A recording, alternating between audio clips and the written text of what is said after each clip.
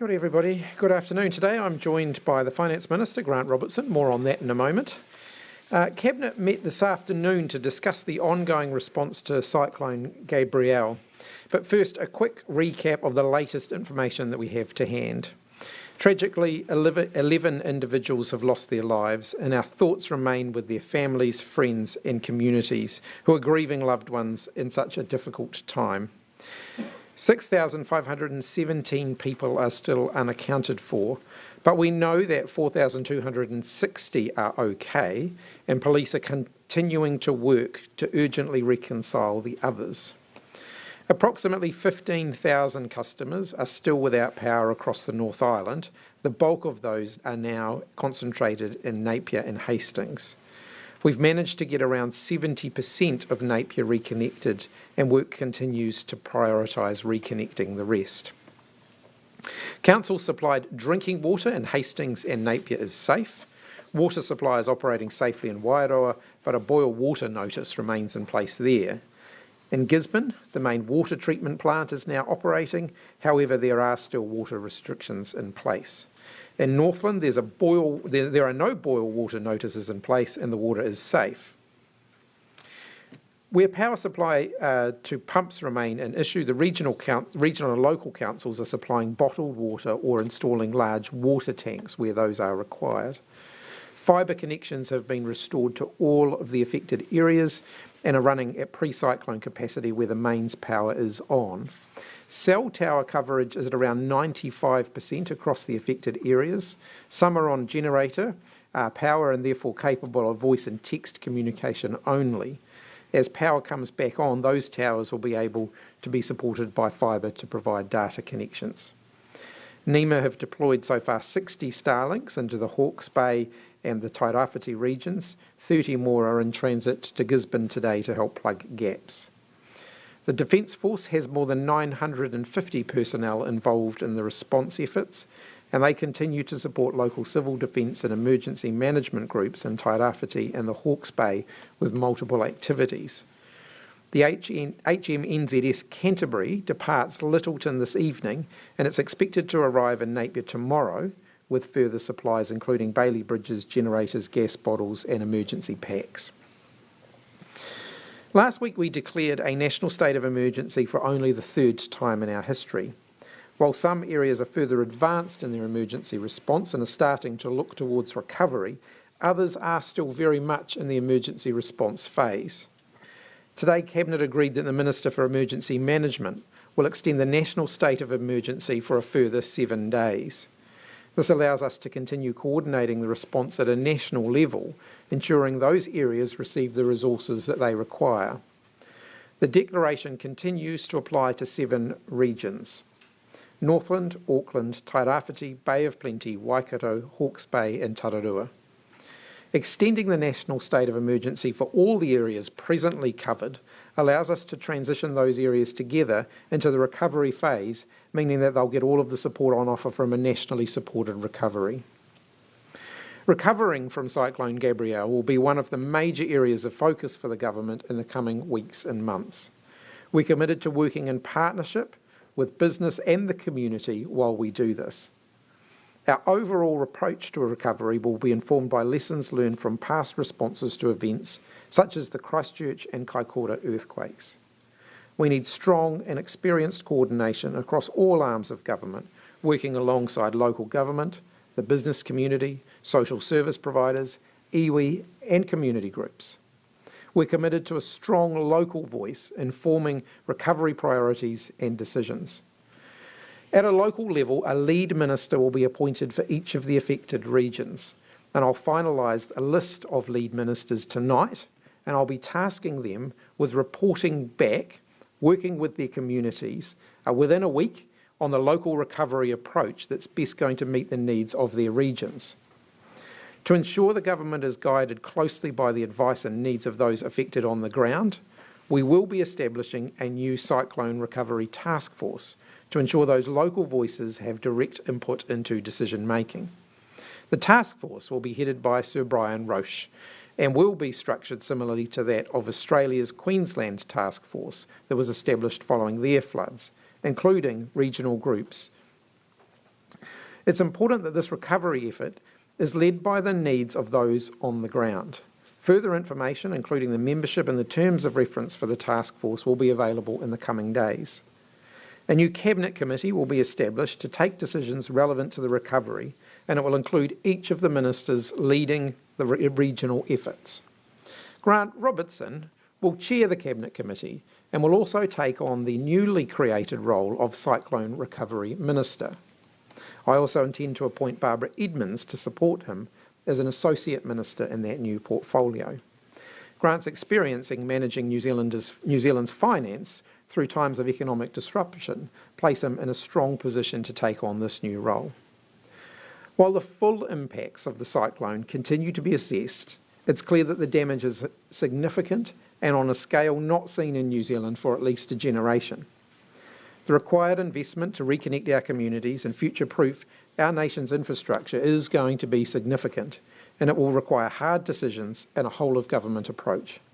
We won't shy away from those hard decisions, and we're working on a suite of measures to support New Zealanders by building back better, building back safer, and building back smarter.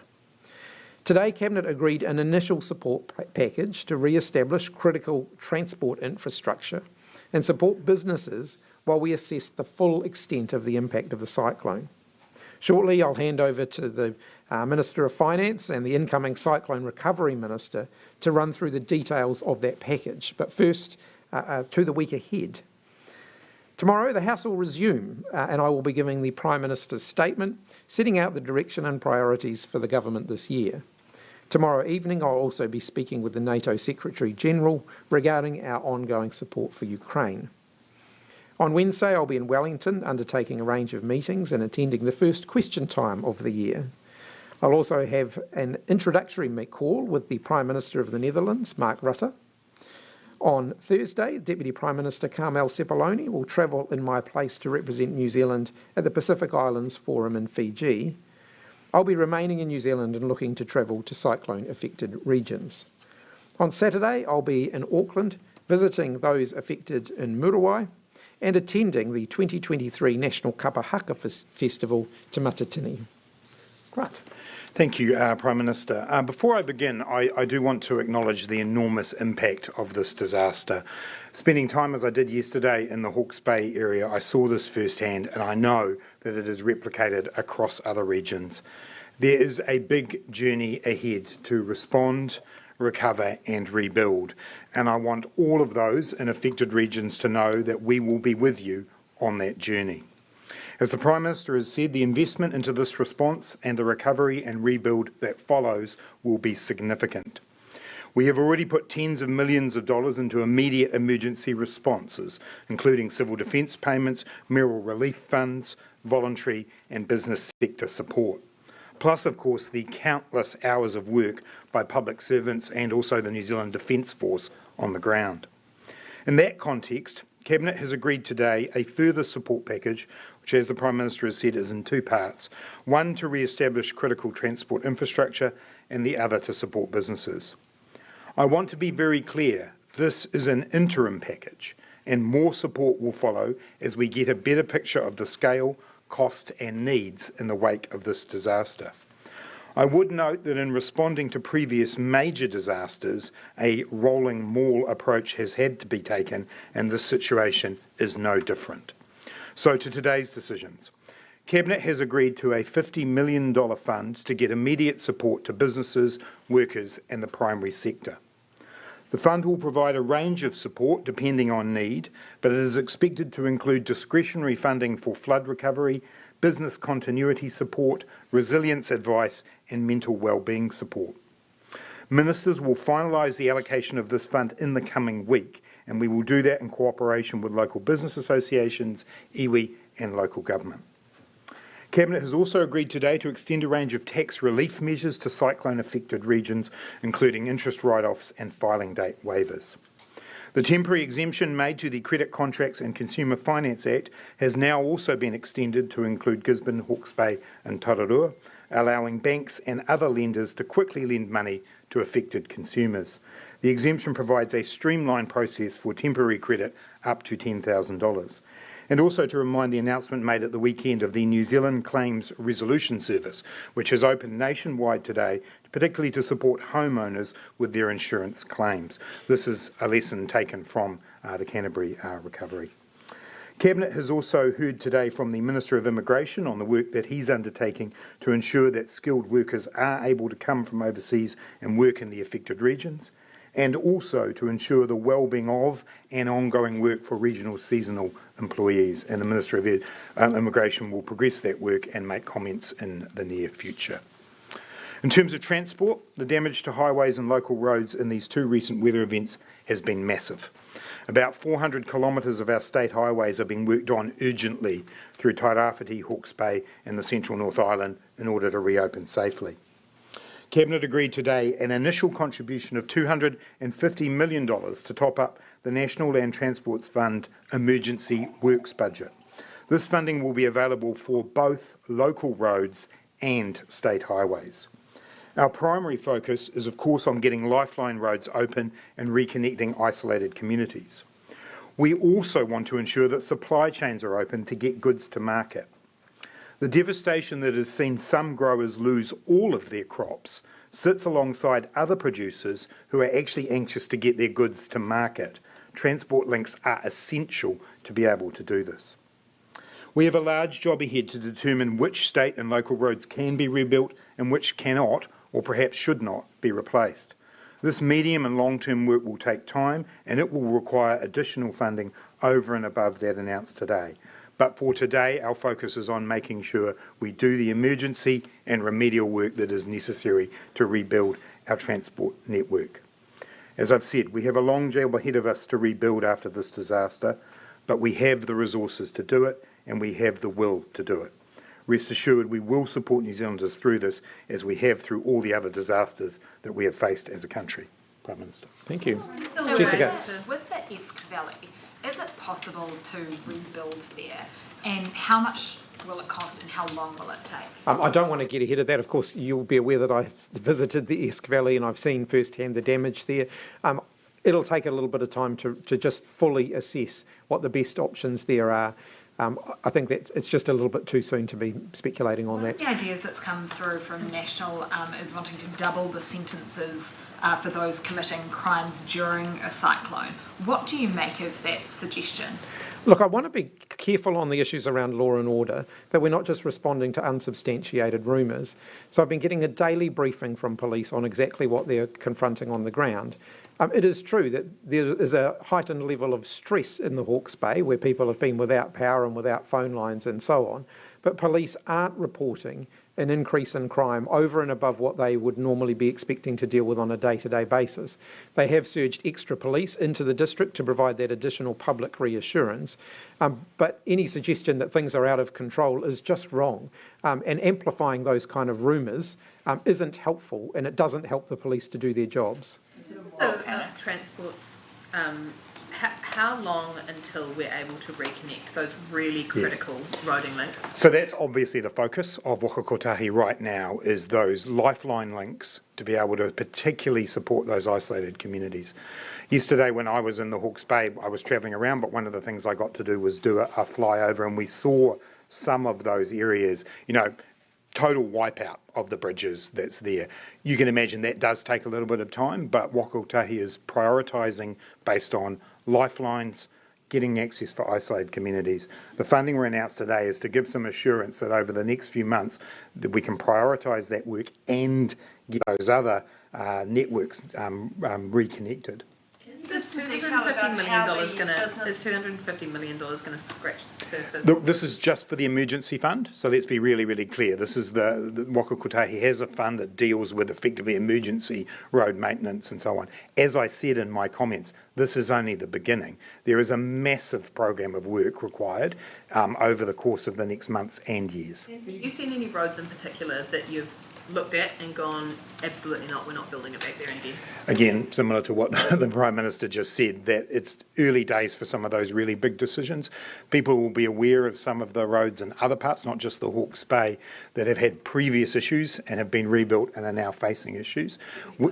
We've got to work our way through all of those. I'm not going to comment on a specific one. We're going to work through all of those. Can you give us a bit of an outline about... particular details about, in practical terms, how that money's going to get to businesses? You'll have businesses and farmers out there now. Yeah. Can you tell them when it's going to arrive, how they're going to access it? Yeah, sure. So I was actually in the Hawke's Bay discussing that exact thing with those businesses yesterday. We will use the agencies that already interact with them. So, for example, the Ministry of Primary Industries, who already have, systems where they give support and grants from time to time to the primary sector. We'll work through the local business associations who are right on the ground, who know exactly the position that their local members are in. So we'll announce that within days. I would expect within a week some of those businesses will be receiving that funding. What they need is funding to tide them over while some bigger decisions need to get made.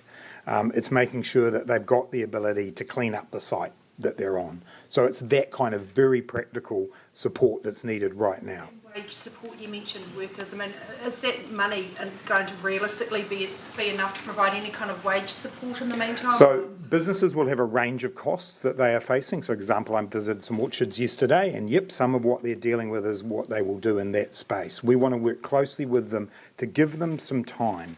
What's needed here is some cash flow, absolutely. Different businesses will have different needs for that cash flow, and then we will take, that gives them the space to then be able to say, well, what do we prioritise? What do we do next in terms of the businesses that we're looking after? Minister, you've mentioned that Can this I just is... clarify? So it's not the wage subsidy? Again, we're taking this in stages. This is the first interim funding that we've set up that businesses can access quickly. That's about making sure they're dealing with the very immediate needs that are in front of them.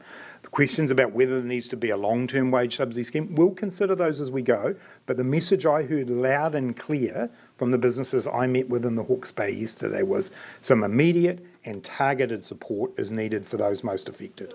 And given you're talking about this field, just given that you said that this is only the beginning, and there's likely to be millions, if not billions, more to come, could you tell us, give us a bit of a scope about how much money you're expecting? It doesn't have to be exact, just sort of maybe even back of the envelope calculations at this stage, and B, where is that money coming from? Is it being reallocated from the COVID fund, or are you taking it out of budget 2023? So in terms of the announcements that we've made today, the $250 million is a pre-commitment against budget 2023. The $50 million is being dealt with via the between budget contingency and funding that we already have. In terms of the longer term issues, it is very hard to scope it out. I've been clear that I think it will be in the billions of dollars. I think that's clear from what we've already seen. Beyond that, it's still very, very early days to be able to make that assessment. When we come to the budget in May, we will be in a position then to be able to look back and see where we've had to get money from. But this will be a significant investment. So is the government considering any revenue gathering policies such as tinkering with tax laws or anything to that? No decisions have been made about that, but clearly when I come to put the budget together, I consider revenue and I consider expenditure. On immigration, on infrastructure, the Cyclone Recovery Minister said that you have the resources to do it and the will to do it, but isn't the issue not resourcing or will, it's labour? Where are you going to get the staff to carry out these works? Well, one of the things that we've got to do is make sure that we've got the right labour in the right place, and that is one of the things that we'll factor in when we talking about wage subsidies, for example. So in some cases, people will be moving around to different jobs, in the recovery period, and we don't want to impede that. We are also looking at immigration settings, though, and as I indicated yesterday, one of the issues that we're working through is that our immigration settings already allow a fast track for many of the sorts of workers that we're talking about, but we've got to make sure that we've got the capacity to be able to process that. That's a fast track to residency, though. Would you be looking at sort of more of a rebuild visa, for example, for a working visa as opposed to residency? Certainly, that's certainly one of the options on the table. Can I also ask if just available to the No, that's across the regions that have been impacted. Can I also follow up on crime? Hearing what you're saying about the lower levels of dishonesty crime, the boom seems to be in family harm call out, so I just wanted to know what the government's actually doing to tackle that. So the police have indicated a heightened concern around family harm, and I think we do see that in periods where people are under significant pressure and there is significant stress. The police will continue to follow up as they do, and so will all of the relevant social support agencies who are there to support families who are experiencing those kind of things. Just on housing, there's thousands of people who are now displaced and need a home. How much is that going to add to our existing housing crisis, and how quickly can you give them some kind of permanence to, what is a very traumatic loss of their home? So the Temporary Accommodation Service is working to accommodate people as quickly as possible. We know that in Auckland there's very significant pressure because a lot of the places we would go for temporary accommodation are also themselves under pressure with a number of events that are happening in the Auckland area at the moment. In other parts of the country, it's too soon to tell exactly how much pressure will come under there, because we know in that first period people often find alternative arrangements for themselves, so they might end up staying with family and so on, and they will flow into the temporary accommodation service as they outstay the goodwill that they might have with other people who they might be staying with. So we're gearing up for that, we are prepared for that. But we won't know the true extent of that for a little while longer. The temporary accommodation service is expecting thousands, and that they're going to need to build sort of temporary villages with portacoms accommodation. So for those people who've lost their homes and are looking at potentially 18 months, 2 years in some kind of temporary accommodation, what guarantee can you give them for how quickly they're able to get in some semblance of normality? Yeah, look, yesterday when I was in Hawke's Bay, I actually talked about this issue with the Hastings District Council, and they're sitting down now with Kainga, with the Ministry of Housing and Urban Development, TAS as well, to be able to work this through. There are a range of different options here. For example, you have Airbnb accommodation that's not going to be used immediately. We have to just work through and be quite flexible about this. We need to prioritise making sure that we can rebuild homes and houses that are in this area so that we can shorten some of those timeframes that you're talking about. But we will work to be as flexible as we can and use the resources across the community that are available.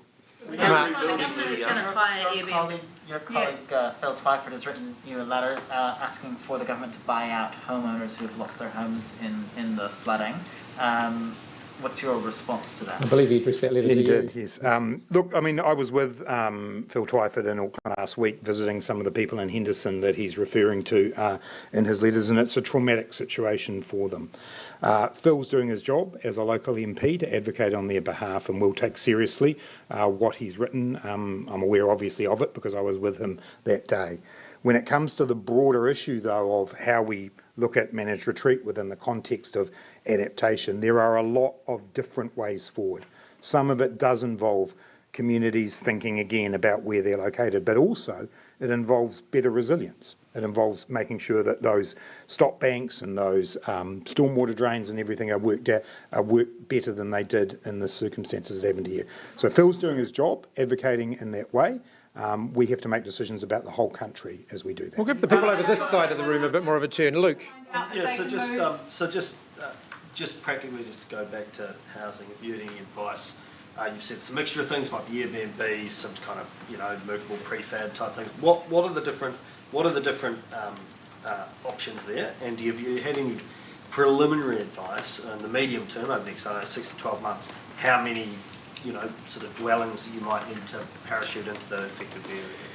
It's very early days yet, but you've had a chance to look at this in a bit more depth than I have. The problem, Luke, is that the number, the question you've asked is exactly the question we now have to work through is over the coming weeks and months. And I want to emphasise again, this is extremely stressful for the people involved. They're very anxious about where things are going to be in the medium term. We work firstly on the short term, making sure that people have got shelter, that they are able to stay if they are staying with family and friends, if they need to move out of that. That's got to be your first priority. Now we do the exercise of scoping out exactly the scale. That's exactly the work that I was talking about that is taking place between government and local government right now. We don't have that number right now, but what we do have is the work underway to find it. So just on the timeline, is you really stress the fact that today is just a really initial set of support. I mean, so what's the kind of timeline from now? Over the next week, believe you said the regional sort of lead ministers will check in. So what can we expect a week from now, 2 weeks from now? I think I used the phrase rolling maul, and for those who've been around a while, you'll know where that comes from.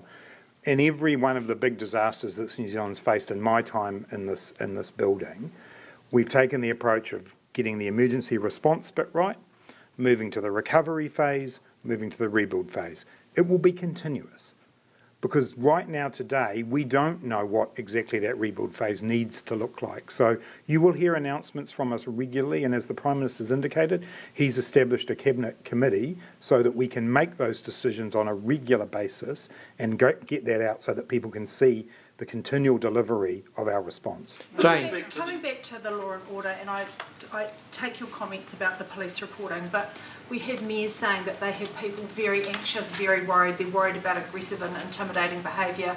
What is your message to people who are concerned, who might not feel that there is enough law enforcement there, and what would your intentions be if you did feel that it needed more resources? There's about 140 extra police have surged into the Hawke's Bay from other parts of the country to support that local on-the-ground effort. People are being arrested. So where people are committing criminal activity, they are being arrested and they'll face the consequences of that. But police aren't seeing, any evidence to suggest that there's a degree of lawlessness as some of the rumour mill might be suggesting. In fact, they've got the situation under control. That's not to say that people aren't feeling anxious. Of course they're feeling anxious. In many cases they've gone for nearly a week without power, they've been disconnected, they've been cut off. That, of course, is going to manifest itself in more stress in the community and more anxiety in the community. I don't think that people should play to that fear, though. Let's be objective about this. The police do have the situation under control. The people, do you mean the opposition? Jane, we'll let you finish. In terms of the immigration changes, you mentioned that there are already fast-track provisions there, but are you looking at something over and above what's in place now to open up that labour supply? I don't want to preempt decisions that have yet to be taken. I'm not taking any options off the table at this point, though. Actually looking about whether they do need to. Well, I'm not taking any options off the table at this point. So, Joe. There will be a lot of people who have taken friends and family in, and obviously that's been sort of the priority where it's been able to happen, but you couple that with the cost of living crisis, and some of those families will be starting to feel the extra power, the extra food costs, etc. Is that something that you'll look to deal with through some sort of a wage subsidy, or will there be a step that comes before that where you can help people out who are themselves helping other people out, I guess? So bear in mind that there's already support available through MSD for people who have been displaced. And that is exactly what that support is designed to do. It's designed to help people get through the first initial period where they might be staying with other people, where they might be looking for temporary accommodation and so on. So that financial support's available. So people who find themselves in that position should in the first instance talk to MSD and make sure they're accessing all of the financial support that's already available to them, because there is a significant amount of financial support already flowing out into the community. $28 million through the civil defence payment so far. We'll let you finish that. Who does that tackle? Does that tackle everyone who has been displaced, or is it relevant to, say, beneficiaries, people who, if you still have work, then it doesn't count? Like No, it's available. I mean, it's available beyond just the core normal customer base of MSD. How long is that set in place for? I beg your pardon? How long will that continue for? Well, it's available for people to apply to. I mean, it's not. It doesn't stop. It's ongoing. Yeah. Have you got sufficient legislative and regulatory tools to enable building back better and in particular managed retreats? As I said yesterday, I wouldn't rule out the need for some custom legislation once we've got a clearer picture of exactly what we're going to have to confront and what the pressing needs are going to be. We do have other tools available, though, that we didn't necessarily have in terms of legislation the last time we faced a significant natural disaster. We already have fast-track consenting legislation, for example, and we've been using that quite regularly already. The local civil defence or the civil defence legislative framework has changed, and so there are more tools available there. But in an event of this scale, it's quite possible that we're going to need some, custom legislation. We'll be able to shape that up in the next week or two, and if we need it, we'll seek to achieve support for it so that we can get it in place quickly. How do you stop someone who wants to rebuild their house in a not very good place? That is going to be one of the big conversations that we're going to have in the next little while. They're not going to be rebuilding in the next couple of weeks, so we do have time to work our way through that. But yes, those are going to be very live conversations in the next little while. Prime Minister, Yeah, Anna. Did you discuss pushing back the census? We've had some preliminary conversations about the census. No decisions have been made on that at this point. We've got a central bank meeting on Wednesday, and it's expected there's going to be a 50 basis point rate hike. Do you think a rate hike is appropriate, given we're in a national... I'll pass that to the Minister of Finance. And the Minister of Finance will say what I always say, that is an independent decision of the Reserve Bank. It is clearly, a very challenging time with inflation for everybody. The Reserve Bank, within their mandate, to use their phrase, look through current events. So, that will be part of what they're thinking, but I don't express views about that. Speaking on Reserve Bank topics, this might be premature, but an ANZ strategist has suggested that if there is not enough demand for New Zealand government bonds, if we have to really ramp up our issuance, the Reserve Bank could slow its quantitative tightening process, which could loosen things up a bit. Have you thought about that yet, or have you received any advice on whether there is enough demand for all the bonds that we're going to need to issue? It's certainly premature, that's to use your words. The advice I've received is that there is no concern about demand for New Zealand government bonds. There's been some specific circumstances. That's the advice that I've had, and I continue to have full confidence in the government bond program. In terms of the ANZ proposal, I did read that. I haven't currently sought any specific advice on that, but we'll continue to monitor the bond program. Do you expect that on Wednesday we'll hear anything from the bank that deals with funding, or is that premature again? You'd have to ask the bank. So we have situations where people are spending thousands of dollars on private helicopters to drop off supplies and even evacuate people. Is that an acceptable situation? You can't stop people from doing that, but I am confident that our local civil defence structures are identifying where the need is and tasking the publicly available resources to get support to those areas. We've got military helicopters, for example, dropping off supplies and so on. So it's not required. I'm not going to stop people doing that, but it isn't required. Just on the crime situation too, some communities are setting up roadblocks, with police talking about doing that. What do you think about that? And also, some of them are also calling for the army to be involved in that, to restore order, but also provide a sense of calm, I guess, for those. So the threshold for invoking military support for local police is a very high one. The police have not given us any indication that we're anywhere near that at the moment. There is no state of lawlessness. Let's be really clear about that. The police are reporting regular levels of offending as they deal with on a day-to-day basis. They've got extra police in the region to make sure that they are getting on top of any issues that emerge, because there's high tension there because of the situation that people have faced. But again, I think I'd encourage everybody to look at this objectively and focus on what the police are saying, because that's actually, they're dealing in facts, they're dealing in actual reported incidents of crime rather than just the rumour mill, and actually have faith in the police. They are doing a good job. They are doing what they need to do. We're hearing first-hand accounts of people setting up community checkpoints and having firearms pulled on them by gang members. Well, if they're setting up community checkpoints, they should be doing that in conjunction with police. People don't have an ability just to set up a checkpoint willy-nilly. Everyone needs to operate within the bounds of the law. But are you essentially gaslighting those people who've said that they're first-hand accounts that they are experiencing a state of lawlessness, and they have people coming around videoing their streets so that people come back and take generators? They are saying that on the ground. So on the issue of people videoing, the feedback that we've had from the police is that where incidents of that have been reported, it more accurately falls into the rather sad category of disaster tourism. So people filming and taking photographs of damaged areas rather than necessarily people filming or taking photographs for the purposes of coming back and committing criminal activity.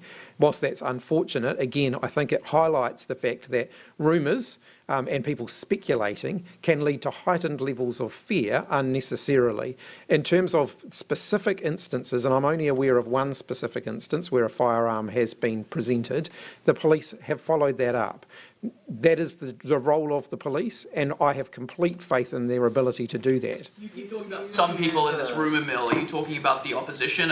We know that Winston Peters has come out and the ACT Party, National have all come out and said the government should be doing more to tackle this issue that we've seen. Look, people can make their own judgments on that. Mark? Do you view the looting thing as a moral panic based on a few anecdotes?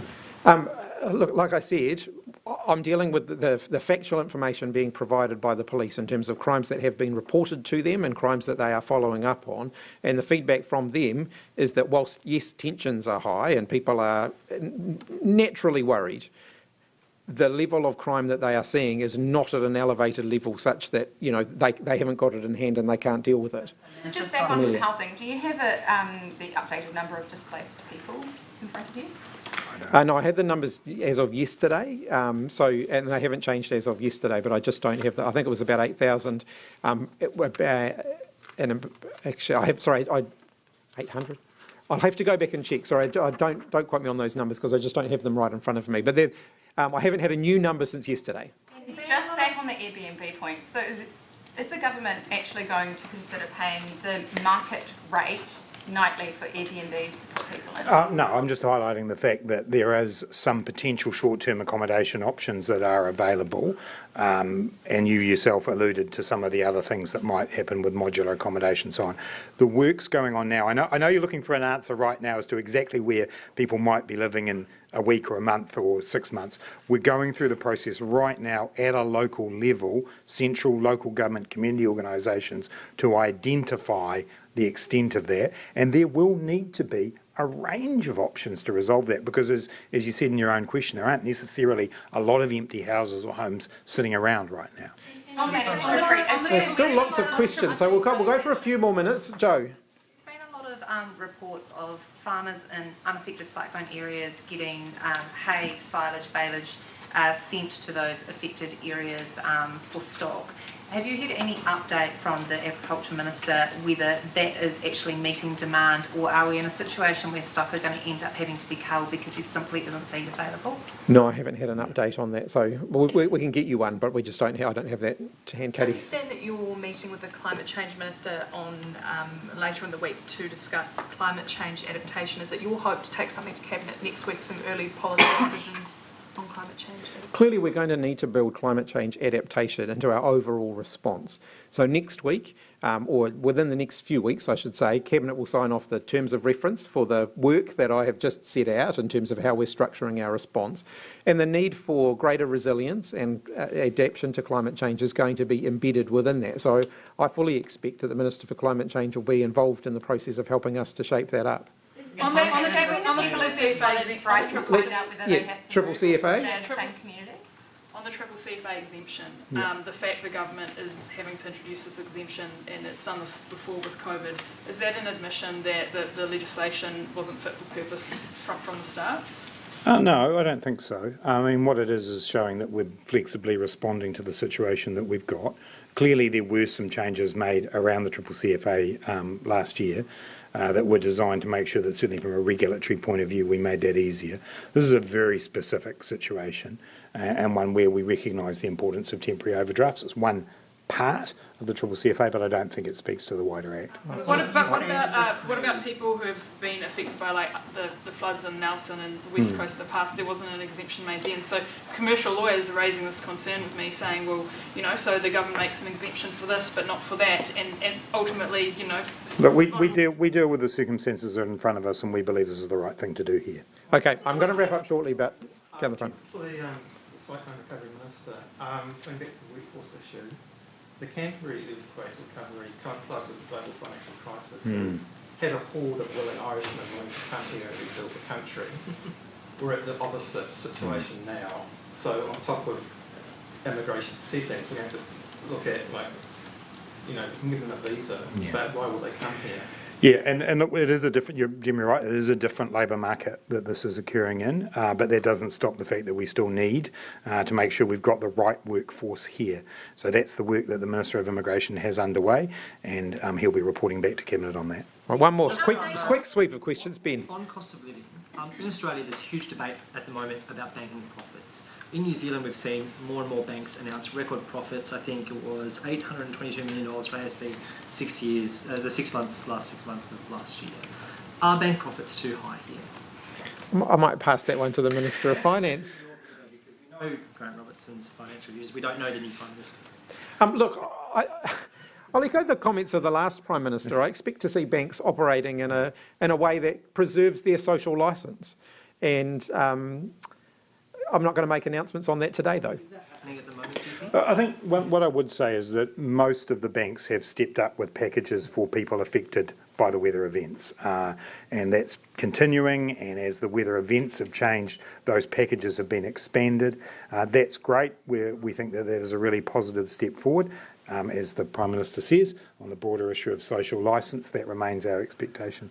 Mark. Just on the, you've created this new cyclone recovery portfolio. Given we know that there are likely to be more events like this, potentially even more intense events in the future, is there a case for a more permanent sort of extreme event recovery portfolio agency, that sort of thing? The issue that we have is if you look at where specific ministerial portfolios have been created over the last decade and a half or so, all of those events have been quite different. And so they've all required quite different responses. This is different to the Canterbury earthquake, it's different to the Kaikoura earthquake, it's different to the COVID-19 response. And so we just have to adapt as to whatever the circumstances are in front of us.